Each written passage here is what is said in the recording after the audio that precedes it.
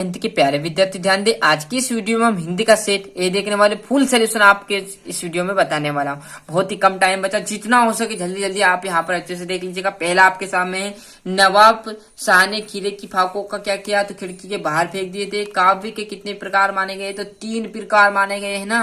और यह रामायण आ जाएगा, बाबूजी रामायण का पाठ रोजाना पर डे करते थे। क्लियर है। जैसे हम आगे बढ़ेंगे तो आपके सामने आ जाएगा बची हुई जो चीजें क्या है।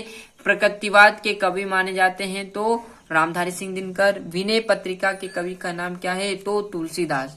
उससे आ जाएगा रिक्ति स्थान देखिएगा फटाफट से। सभी क्या यहाँ पर मैं अच्छे से प्रोवाइड कराने वाला हूँ सभी चीजें आपको।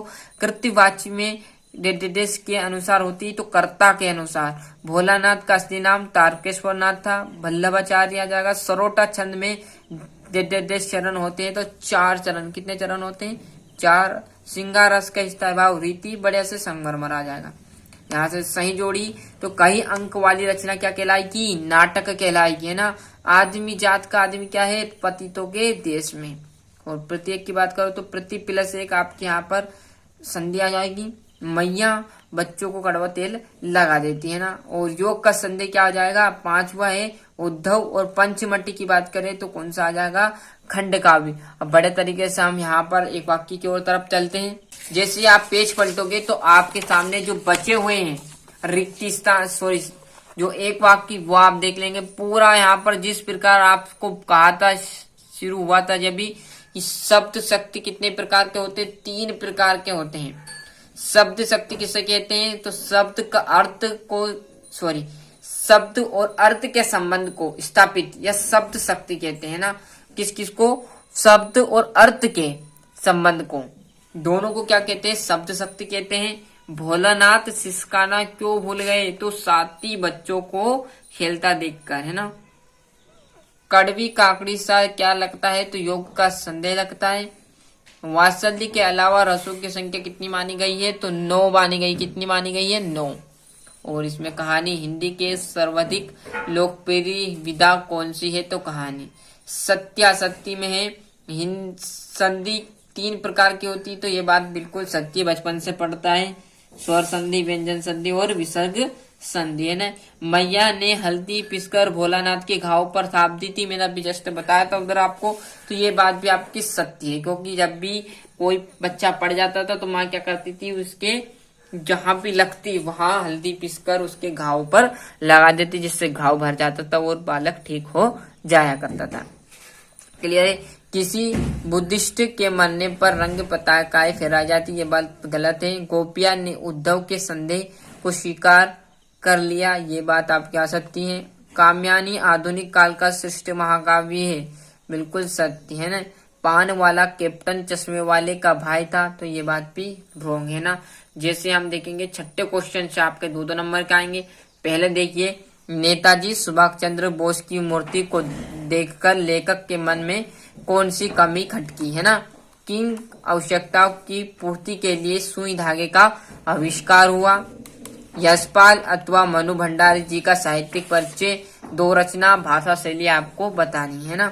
यह आपका 9वां क्वेश्चन। हम जैसे पेज पलटेंगे तो आपके सामने आ जाएगा जो 10वां क्वेश्चन है ना। यहाँ पर देखिए 10वां क्वेश्चन की बात करूं तो माता का आंचल शीर्षक की उपयोगिता बताते हुए कोई अन्य शीर्षक समझाइए। नई कविता की 2 प्रमुख विशेषता। तुलसीदास सूर्यकांति त्रिपाठी निराला जी की क्या है काव्यगत विशेषता में 2 रचना लिख दो और भाव पक्ष। और 13वें में गोपिया द्वारा उद्धव को भाग्यवान कहने में क्या व्यर्थ नीत है। महाकाव्य खंड काव्य में आपको 2 अंतर लिखने हैं। 2वां छंद के लक्षण उदाहरण सहित लिख दीजिए। जैसे आप आगे भी बढ़ोगे ना तो आपके सामने आ जाएगा 17वां क्वेश्चन है ना। आत्मकथा जीवनी में कोई आपको 2 अंतर लिखने हैं। ये 18 यहीं पर क्या करोगे ये गद्यांश प्रसंग इसी में से आपको व्याख्या करनी कर दोगे सभी विद्यार्थी। कोई टफ क्वेश्चन नहीं आएगा। फिर बोलना जितने अच्छे से आप मेहनत करोगे उतने अच्छे अंक आने की आपकी संभावना बनी रहेगी है नहीं। राष्ट्रीय एकता विश्व अनुच्छेद लिखे ये आपका 20वां। फटाफट आप तो स्क्रीनशॉट ले लो और याद करने में जुझा। फिर बोल रहा हूँ टाइम नहीं है। अब कितना सा टाइम बचा आपके पास तो जितना हो सके लूट लो। राम राम की लूट है लूट सके तो लूट है ना।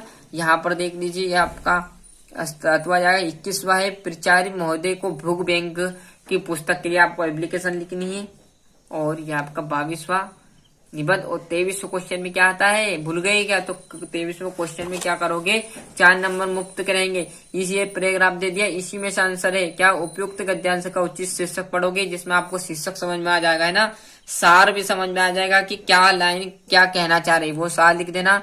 और मनुष्य किस कारण शिष्ट माना गया, तो इसमें मिल जाएगा मनुष्य जीवन बहुत संघर्ष होता है, यहाँ कर्म करने पर आधारित। देखो इसमें ढूंढोगे मनुष्य अपने कर्म बल के कारण श्रेष्ठ होता है, तो यही तो पूछा है मनुष्य किस कारण श्रेष्ठ होता है, तो मनुष्य अपने कर्म बल के कारण श्रेष्ठ माना जाता है ना। ये तो आ जाएगा पूरा, यहाँ पर अच्छे से देख लीजिएगा। तो इस प्रकार मैंने क्लास 10th के प्यारे विद्यार्थी आज हिंदी का सेट मैंने आपको ये बता दिया, अच्छे से मेहनत करते रहिएगा। अभी तक आपने चैनल को सब्सक्राइब नहीं किया, फटाफट चैनल सब्सक्राइब कर लीजिए, साथ ही साथ नोटिफिकेशन ऑन करते चलिएगा। यहाँ पर आपकी विज्ञान, अंग्रेजी और संस्कृत, सोशल साइंस, गणित सभी के मैंने यहाँ पर सेट डाल दिए, नहीं देखे तो ये प्लेलिस्ट एक बार चेक जरूर करके आइएगा।